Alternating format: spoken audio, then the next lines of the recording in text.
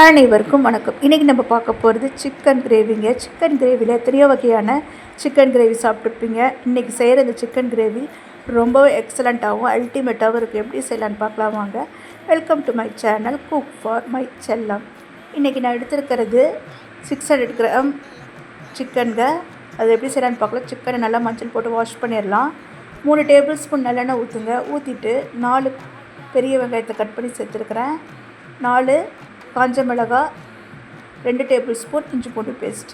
இது சிக்கனுக்கு இன்னும் கொஞ்சம் இஞ்சி பூண்டு பேஸ்ட் அதிகமாக போட்டால் தான் டேஸ்ட் நல்லாயிருக்கும். அதனுடைய கவுச்சி ஸ்மெல் நல்லா எடுக்குங்க.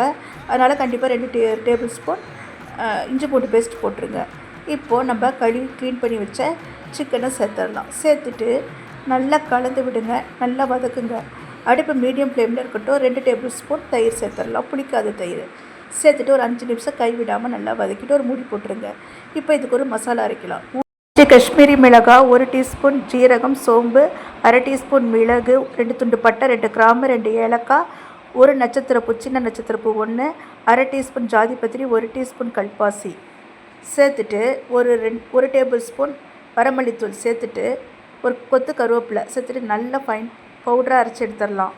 இப்போது சிக்கன் 80% நல்லா வெந்துருச்சு. அரைச்சி வச்சு இந்த பவுடரை சேர்த்துடலாம். நீங்கள் வேறு எந்த பவுடரும் சேர்க்க தேவையில்லை.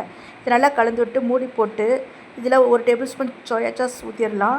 ஊற்றிட்டு இதை மூடி போட்டு அடுப்பை சிம்மில் வச்சுட்டு இதுக்கு தேவையான உப்பு போட்டுட்டு சிம்மில் வச்சுட்டு ஒரு 10 நிமிஷம் கழிச்சு ஓப்பன் பண்ணுங்கள். எண்ணெய் நல்லா தெளிஞ்சு வந்துருக்குங்க. இப்படி கொத்தமல்லி தலை போட்டு ஆஃப் பண்ணுங்கள். சூப்பரான சிக்கன் கிரேவி தயார். வீடியோ பிடிச்சா லைக் பண்ணுங்கள், ஷேர் பண்ணுங்கள், சப்ஸ்கிரைப் பண்ணுங்கள்.